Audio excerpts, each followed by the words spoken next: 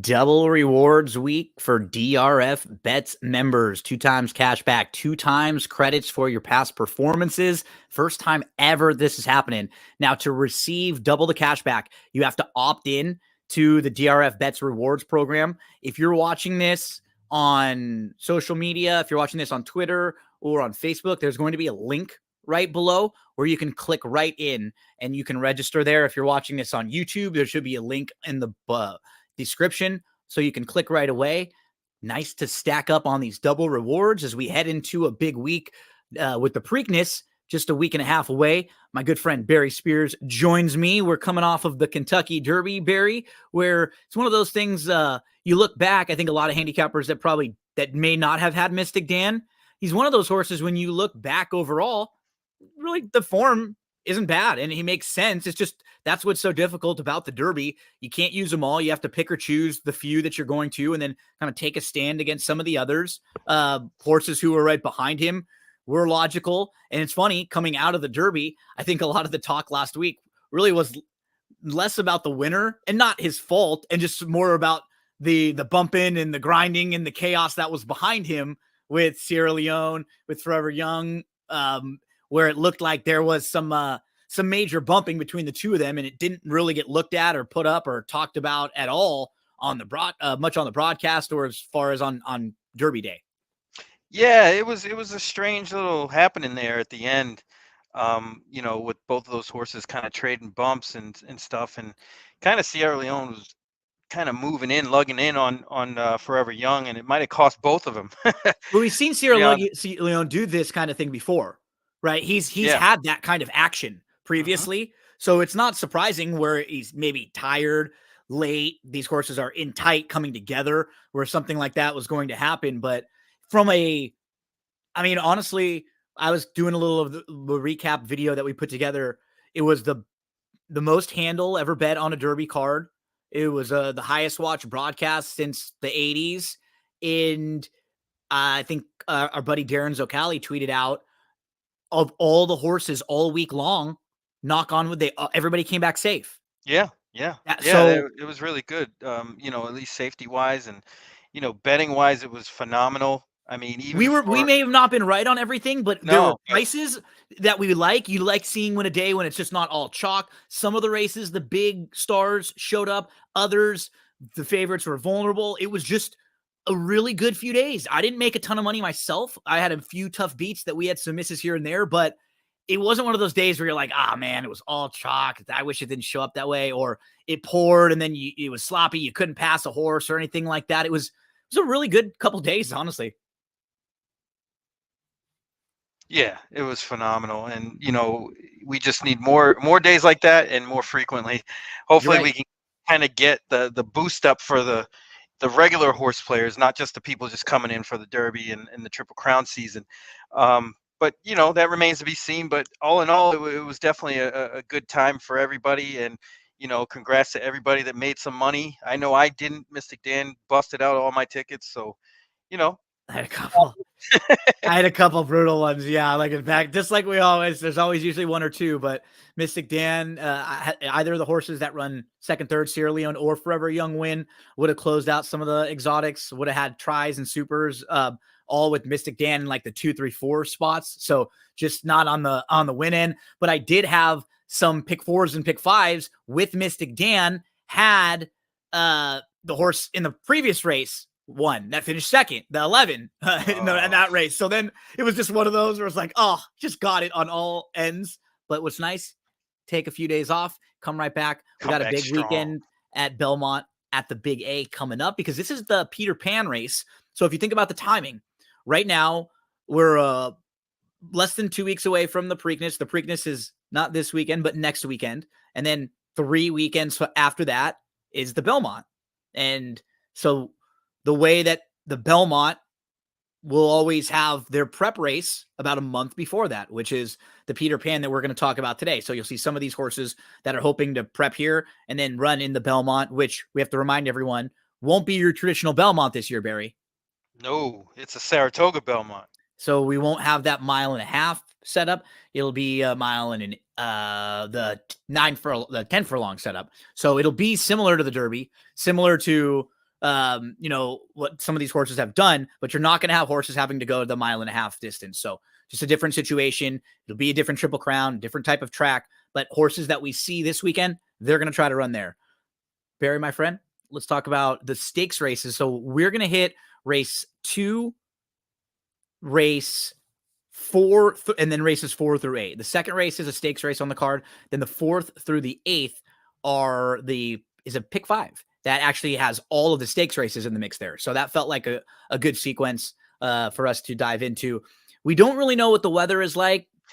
It's been a little rainy, right? And so in some of these races, it seems like there are horses that are entered kind of hoping that it comes off the grass. But when we record a few days out, I'm going to talk about it as if these races were to be run on the grass and where they're supposed to be run.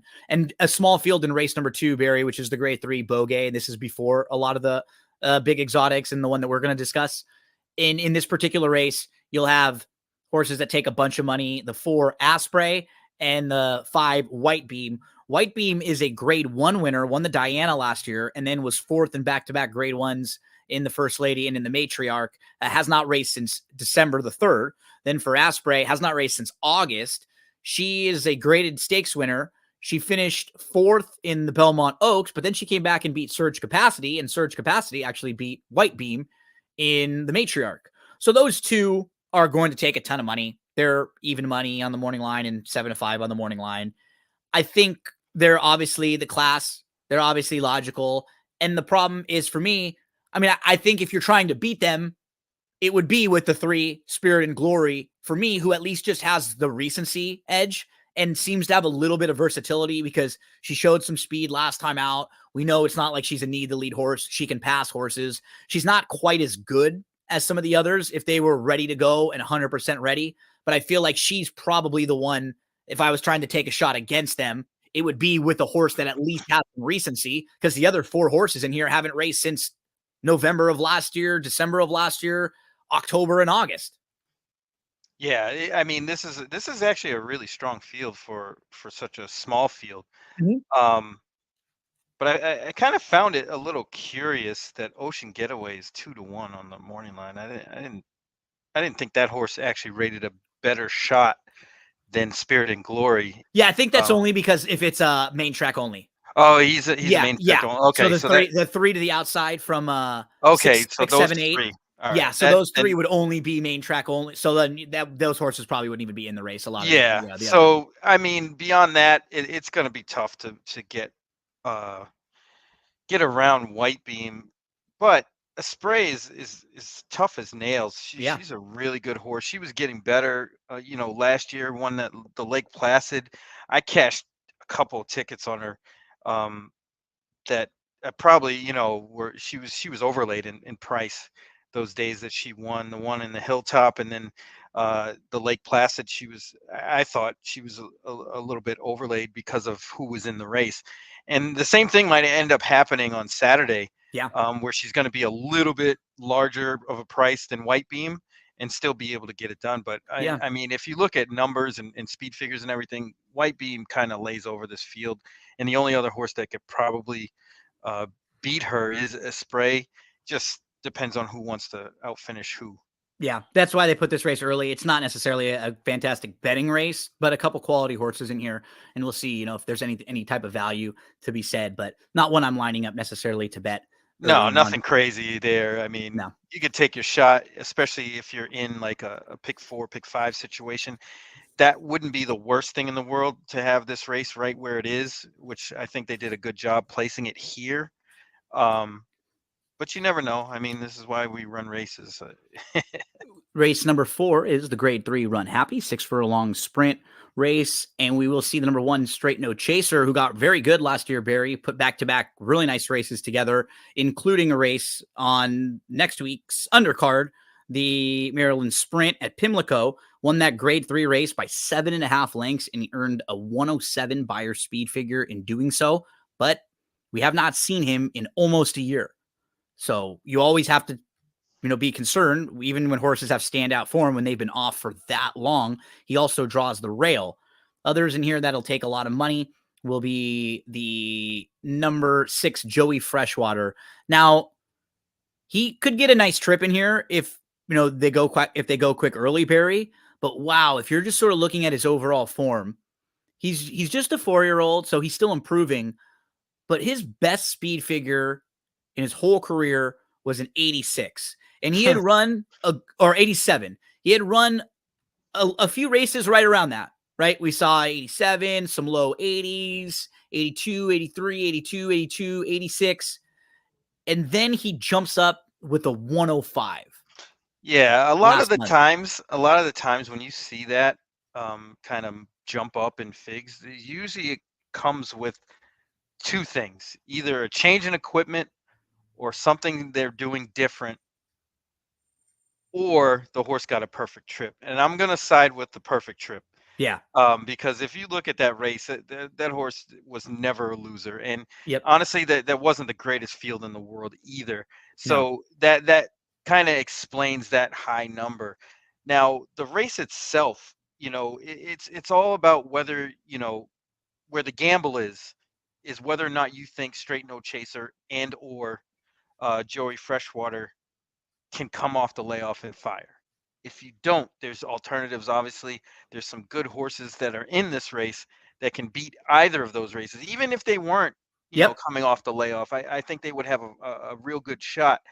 Um, and notably, the four, Could get a 90% really Natty. nice trip. Yeah, there's a situation where the pace heats up front, and this one can kind of sit off. Irad is the master of that. He's great with his timing. And this horse has some races to go back to. Got beat by Damon's Mound. Didn't run all that bad. That was in the slop, and I don't really think this horse likes the wet track very much.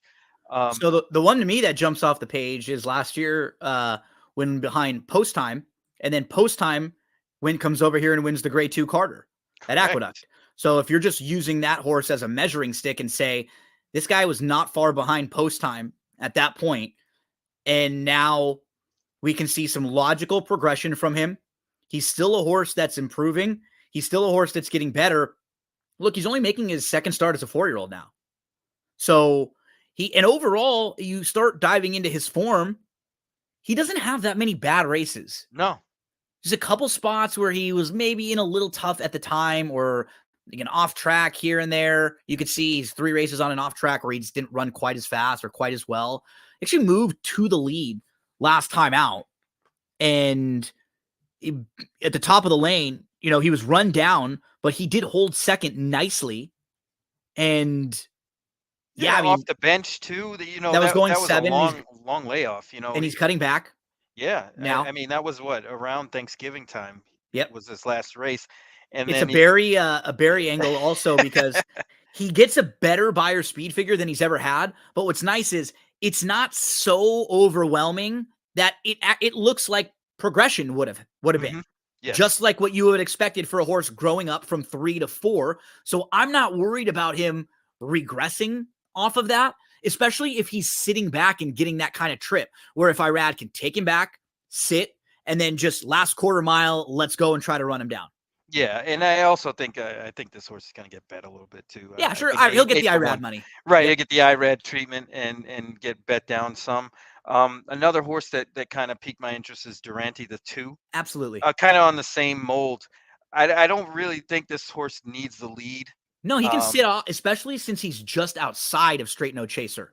I think that would really help him if the one just goes and he can sit right behind the horse and just hope Straight No Chaser maybe needs a race here. Right, and honestly, you can kind of see the intent here because they put the horse on the turf, and he's really not a turf horse at all. Nope. Just to get a race. The horse ran well against our buddy Dancing Buck, and the mile on the slop, 2 starts back. Just eliminate that. The mile's too far, and we got the sloppy track. So and the quick turnaround. That. Yeah, and that was coming. Yeah, so excuse those 2. Now he's going to come second start back after a few months, and look at that form last year in the middle of the year. How good he was in August and then deep into the year too. He comes from Southern California, wins at Penn. How about that? He goes from Los Al Racecourse to Penn to Saratoga. Probably not a lot of horses who have won the 3 races in a row in that in that order, just like he did. And then he's, a graded stakes winner following that. And I agree with you. The key for him is just sit off a little bit, toss those last two. I think you nailed the two horses that feel like the to me, if I'm trying to bet this race, it's 2 and 4. Yeah, absolutely. Because Because the other two are going to be. I mean, I really think they're going to just crush the one. oh yeah, and rightfully so, because if he shows up ready, he's no doubt the classiest, and he could be a really good sprinter this year. Mm-hmm. So this is where you want to start with a horse like this, because it's not a difficult spot for him. So if he is pretty close to ready, he's going to be competitive in this race. Oh, absolutely. It's kind of curious though why this horse is starting here and not next week at Pimlico somewhere, right? Right. That's what I was like. Maybe just I wonder easier they think, or I don't know. It kind of piqued my interest because it's like, all right, well, this horse ran a really great race last year at Pimlico. Why didn't they start him, or kind of do the same thing or something similar? Yeah. But you never know. I mean, maybe the horse was hurt more than we realize, or just needed more time to get back. I don't know, but it's definitely curious. And shipping out from California to New York for this race is also curious. At least worth mentioning a few things about Straight No Chaser, classy graded stakes winner. There's a look at the Run Happy Berry, and I think the 2 and the 4 look like some value plays here if you're trying to beat some of the two heavy favorites in this one in particular, Straight No Chaser. But of the two, I mean, I prefer Straight No Chaser, like you were saying. I thought Joey Freshwater just got the perfect trip, and I don't think he's quite as good as that speed figure would suggest. I do think Straight No Chaser could be a really nice horse. Yeah, he could be the goods. Yeah. Especially in this race. There's not much to beat, honestly. Yeah, absolutely. Let's move to race number 5. This one is a 6 furlong turfer. And in here, Barry, let's talk about some of the major players. You have a horse like Berletti who will just get money off connections. He's not ever won on the turf. His grass races have been against better, and it's not as if he's run horrible on the turf, but he probably will be bet more than his chances of actually winning just based on his connections. You have Holding the Line, who was actually favored against No Name Mets in his debut, and then was off for 10 months, shows back up, wins at a lower level on the synthetic. He's just going to take some Wesley Ward money, as most of the runners do. And then towards the outside, you have Power Attack, the 10. This guy won at Belmont Park back in 2022. Then he was in a couple stakes races. He's had some layoffs. He was off from October to May, showed back up. Something went wrong because he ran one race. He didn't really even fire that day. And then he was off from May all the way to March. But when he came back in March, Barry, at Gulfstream Park, they put him in a non-2, just kind of like starting over. He ran really well on the front end. He kind of freaked. And now he will come back to the grass. And you feel like there's a lot of upside with him because he showed us some ability as a young horse early on in his career. So it's going to be a tough post for him. I don't know how strong the race is, but, it definitely won't be easy from out there. Talk to us about how you see this race. Yeah, I thought there was quite a bit of speed in here. And, honestly. And that would make it difficult for him too. Yeah. If Holding the Line is 6-1, that'd be hard to pass up in a race like this, even though his form isn't really all that great. I mean, he won one maiden race, but that price is very intriguing. And I would kind of zone in on the board if you're not involved in multis and you're just looking at this race singularly. This is a challenging race. It's very challenging. And all these horses really don't have a lot of form. They don't really seem like a bunch of turf horses. They have some races under their belt too. So I think this might be a little bit wide open. There's three horses that I figured might have a shot. P Money, the 6, was one of them. You mentioned him. Perked up while running on the turf. I don't know why they didn't go back or try to ship him down here to Florida or something to try to get some turf races on this horse. I think this horse is.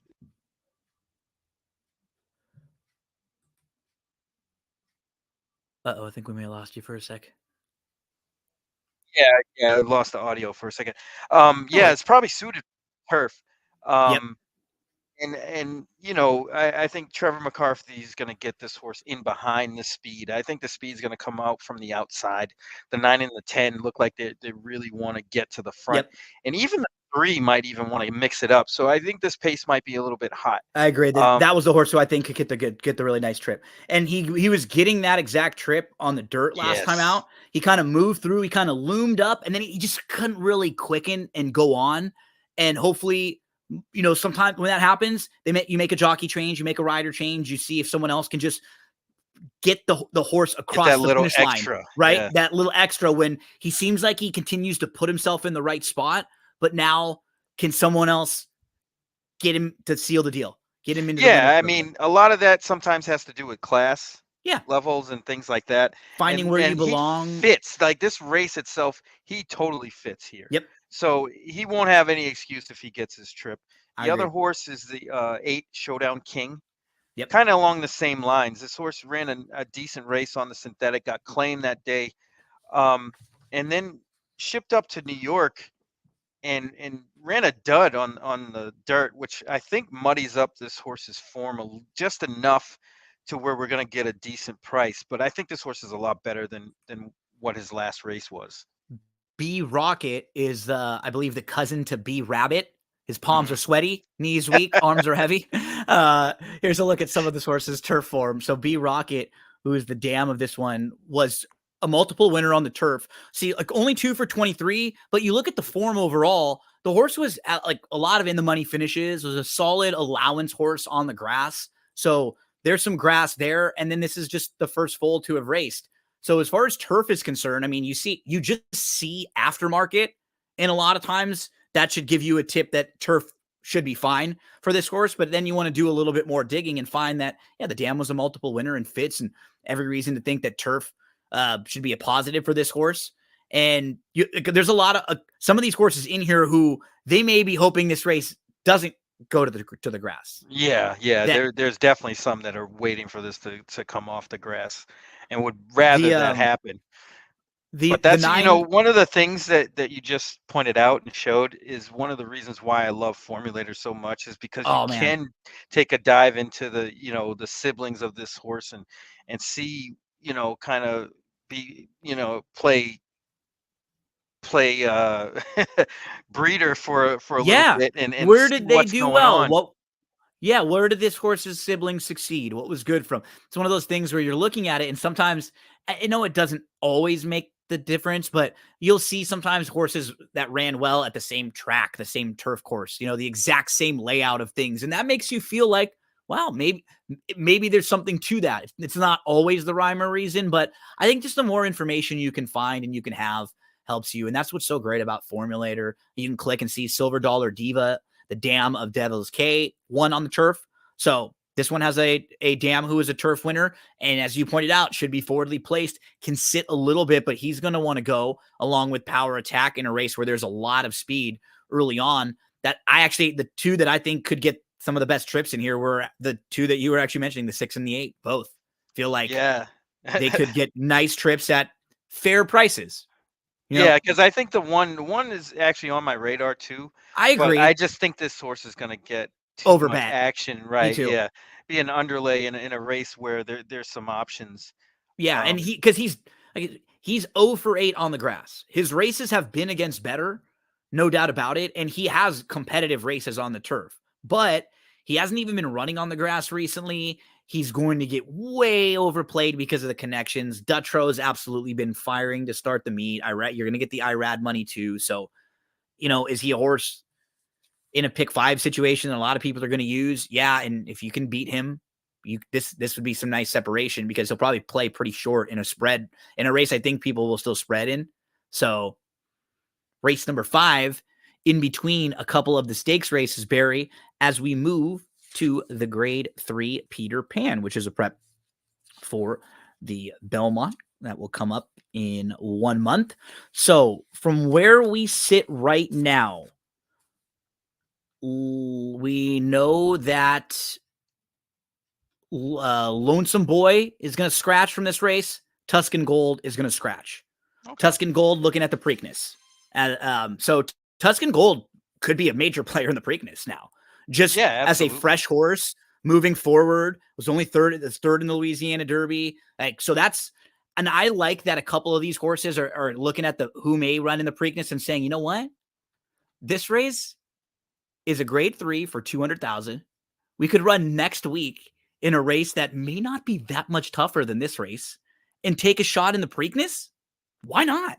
Right. Yeah, You you would know, think more people would do that, but it, and if you, and I think some will say, it's a tough field. We don't want to do that. But when you look at the individual horses that are in there, there's only going to be a couple coming back from the Derby. You'll have Muth, the other Baffert Imagination. You're not looking at that many really, really proven horses. So the way the timing is for these two races right now, this field looks like it'll have 6, and we'll see what ends up happening with the Preakness. So with the scratch of Tuscan Gold, who is 2-1 on the morning line, that will impact the odds in here quite a bit. That will mean the Wine Steward ends up taking a lot of money. Deterministic, I'm sure, will also take a lot more money now coming down. Let's start with the Wine Steward, Barry. You and I have been a fan of this guy. We liked him last year going into the Breeders' Cup. He had a scratch right before the Breeders' Cup. I thought he was going to be a player in there coming off of his runner-up effort in the Futurity. And then he's off from October to April. He shows back up in April. And man, he ran a hell of great. a race. He ran great, as best as you could have expected and hoped for in his first start off the bench. That was only his second time going long. Also, he hadn't run all the way from October to the middle of April, and he's traveling really well throughout. He's sitting 4th inside, not even 2 lengths off of it. He moves up to 2nd. He's in the 2-path at the top of the lane. He looms up. He tries really hard.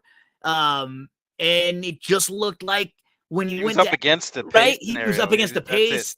Encino goes gate to wire that day, and that's it. He just can't get by. He's the second best horse in that race. He takes the big shot. He looms up. And honestly, if he had a race under his belt, who knows? Like, who knows if he does go by or he has just a little more to offer when he looms up at Encino, now second start off the bench. So this is a great spot for him returning right here. I really don't have many knocks on him now, especially when you take that horse like Tuscan Gold. I think he certainly is the horse to beat. And if he were to improve slightly and win this race, he would be really interesting going into the Belmont, especially a Belmont that's not a mile and a half. Yeah. I mean, I'm sure that's probably the plan. I would hope. Yep. But you never know. We'll definitely see this horse up at Saratoga. So I think, with the scratch of Tuscan Gold, it makes the Wine Steward a standout here.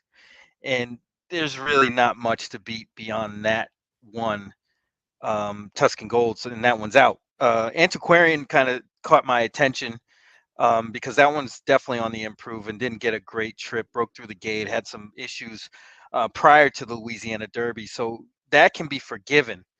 But the rest of them, I got because the deterministic race was the one that was really head scratching because his Godwin was so good come off of that layoff, Yeah, but I think that's what he really wants to do.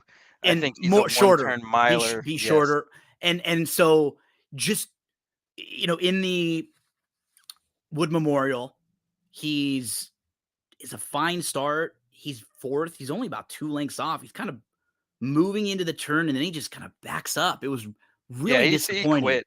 Yeah. And it's hard because I think we can excuse the race and give him a shot back, but he's just going to be such a short price in here now with the scratch. Like, if Tuscan Gold was in here, I'd be much more intrigued in playing him because you could be a playable price. But now with that horse out, he's going to be the second choice in here. He's going to be 5-2 or 3-1. And also up against it too, because yeah, I mean, how is he going to really kind of get position? Because I don't think Unique Insight is all that good. I mean, the horse will probably get to the lead and just basically be the lead pony for the Wine Steward. And that might be all she wrote. The one horse that is a price to me that I think is somewhat intriguing is the horse to the outside. Yes. Whose speed figures are a little light, but when we look at some of the horses that he's faced and the fact that he's had to deal with 3 consecutive off tracks, I'm more forgiving about speed figures in those situations because sometimes off tracks, just you can only run a certain level, you can only run so fast, or they'll make you run faster. So I look and say, and this horse has only had one fast track.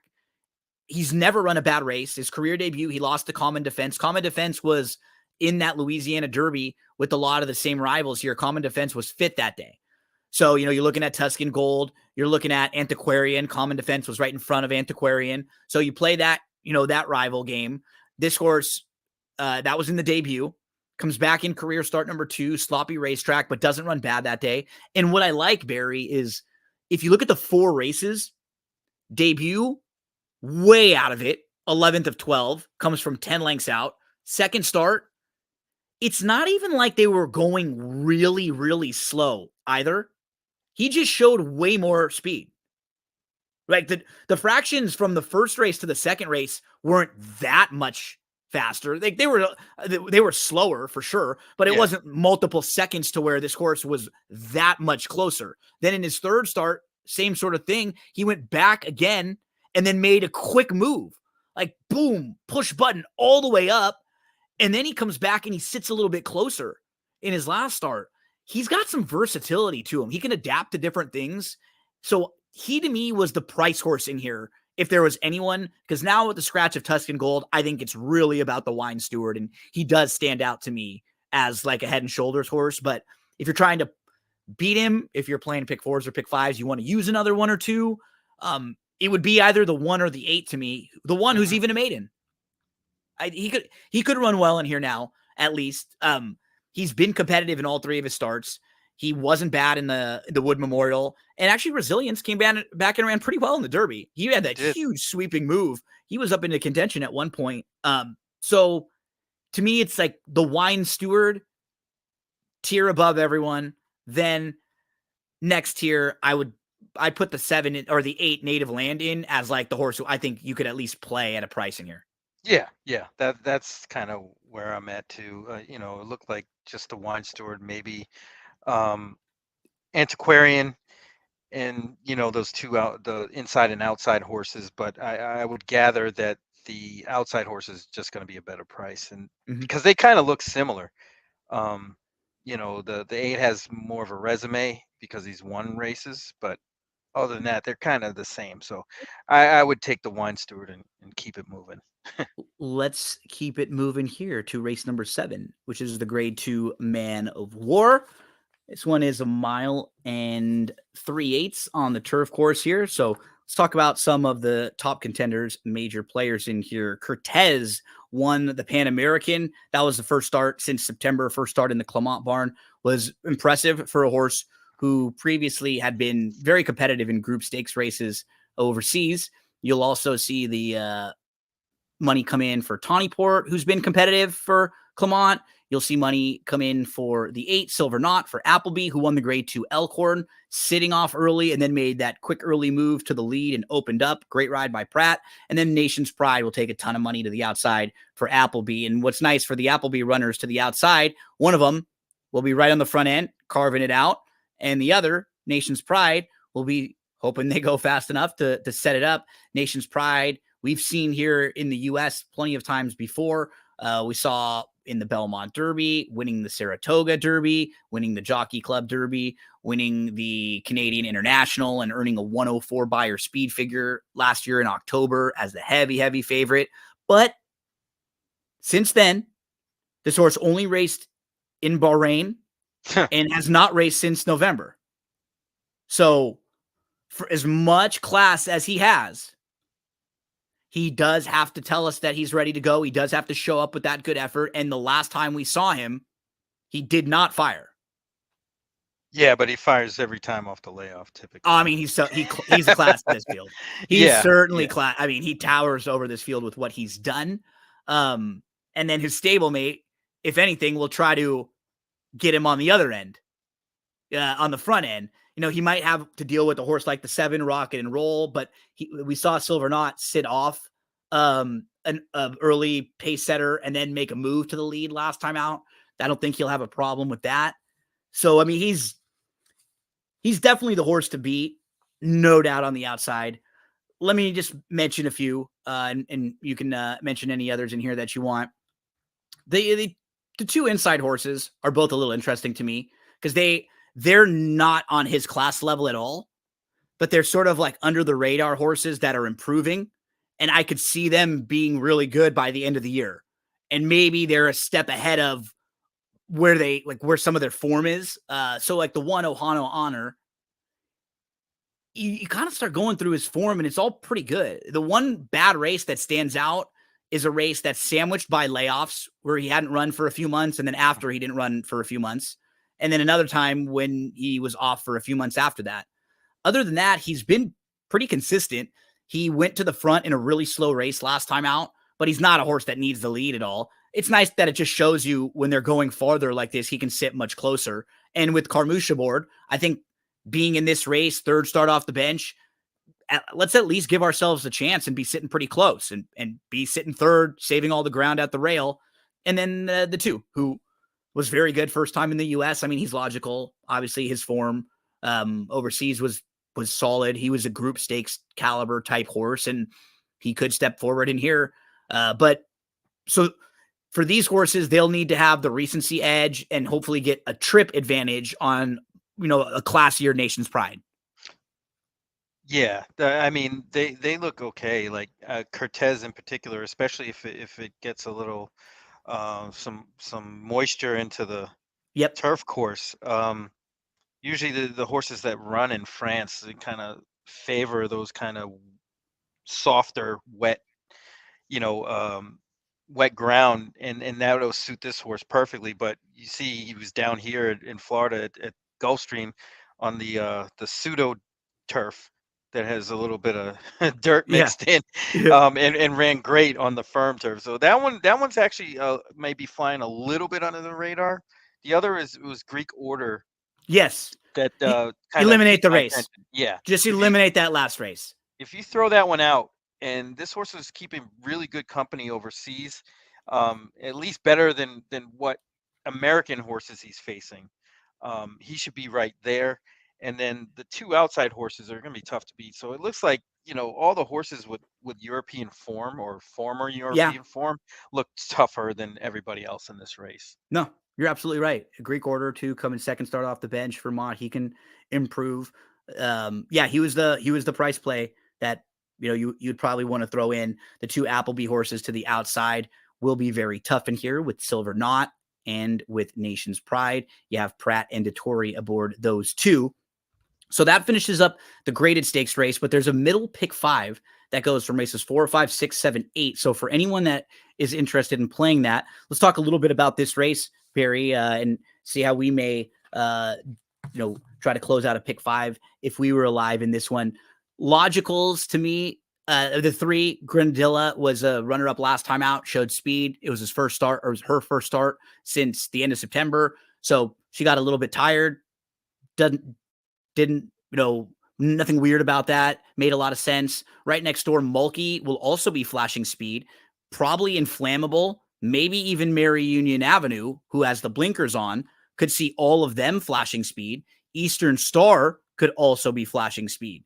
So maybe 5 or 6. Heck, Carol T has shown some speed in a couple of those starts as well. I thought because of that, a horse that might be interesting and I wanted to use was the 5, Spirit of Esther. She's run in some spots, Barry. That last race I wanted to kind of pull up, and you chuckled a little bit. So is she on your radar for sure? Yeah, absolutely. Because I went through this whole field.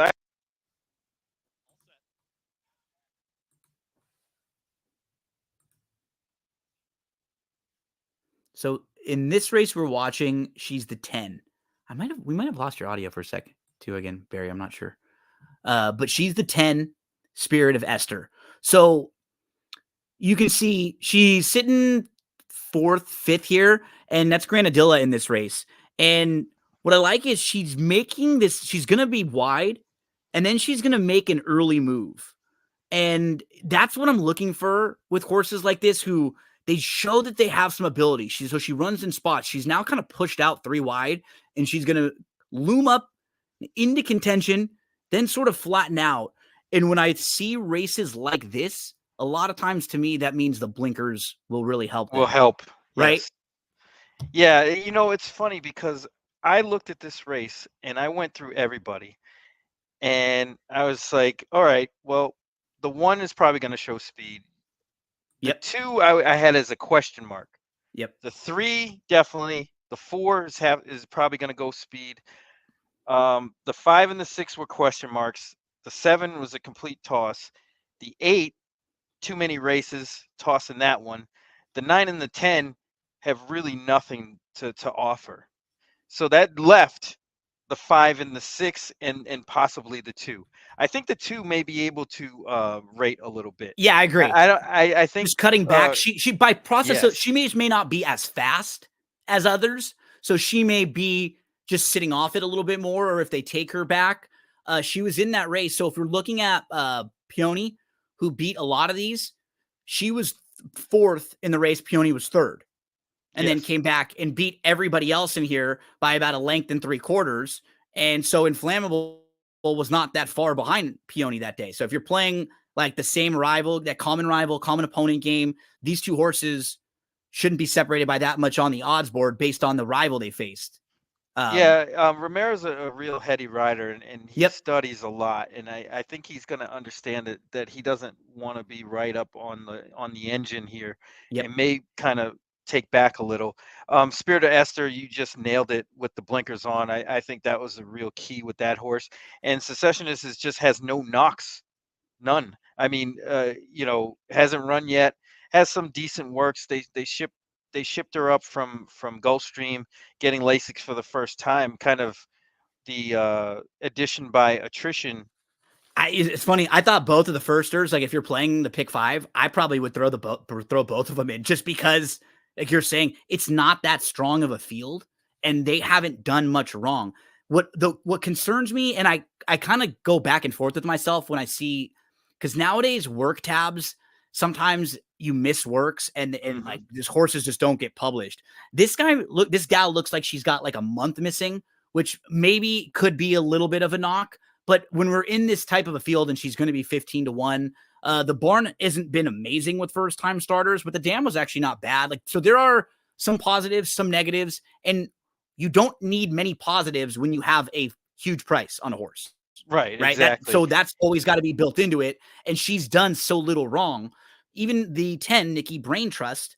Okay, so this one's dam was the one that was Nikki Brain Trust dam Perfect Freud was a 6-time winner.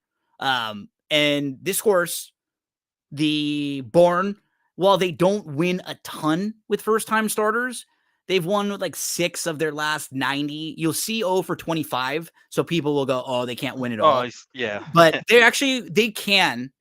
And the tab is pretty steady for Nikki Brain Trust coming into this. Just for a first time starter, like you said, a lot of these horses that have run, we have knocks on them, and we just don't really for the first time starters. And the 5 Spirit of Esther, who with the equipment change and the trip that she could sit, she could really get a nice effort in here. 12-1 on the morning line. I mean, the X factor is, Brad Cox sends Yeah. horses like this out constantly that Yeah. win. Yep. Not so much in New York. Yeah. But everywhere else he does. So I'm sure that horse is going to take a lot of action. And we already touched on Richard Dutrow and how he's on fire. And I'm sure both of these horses are going to get crushed. And if you can get around them, that'll be a good thing, especially to end a mandatory pick 5 like this. Lake Avenkey came back in 1 second time out. As we finish up, we encourage all of you to head to drf.com. Don't forget about Double Rewards Week at DRF Bets. Barry, tell everyone out there what's going on with Going in Circles with Big Monday and where we can hear more of you, buddy. Yeah, always Big Monday, Going in Circles podcast. We do it every week. We're going to be changing things up a little bit. So, you definitely want to tune in and see what we have to offer. Chuck's been writing a lot of stories, a lot of things for the website. So, we're starting to ramp up. This is prime time. We're in Triple Crown season. There's a lot going on, even between races. Like between the Pimlico races this weekend. This is great at Aqueduct and some other tracks. Pimlico's open this weekend, so there's going to be a lot of action there too. So, it's starting to get hot. This is a good time to be a horse player for sure. Thank you so much, buddy. You and I will talk some Pimlico for next week for Preakness weekend. So we'll be tackling a few of those races, and we'll get some thoughts from Barry on the Preakness. Good luck to everyone out there. Hope you all have a fantastic rest of your week and on into the weekend. We'll be back next week with a lot more analysis. I'll also have Friday thoughts on the Pick 5 carryover at Santa Anita. If you want some help from that, that'll be on That's What G Said podcast, and I'll also have a video coming out for that. If you're watching on YouTube, do me a favor, subscribe and throw a like on there. That really helps sharing them around. I do a bad job on YouTube of promoting the channel, so I want to try to remind myself to do that a little bit more, and I'll pump a lot of the videos all over on that channel. So if you want a little help handicapping, you can get those over there. Good luck, everyone, and we'll talk to you again next week.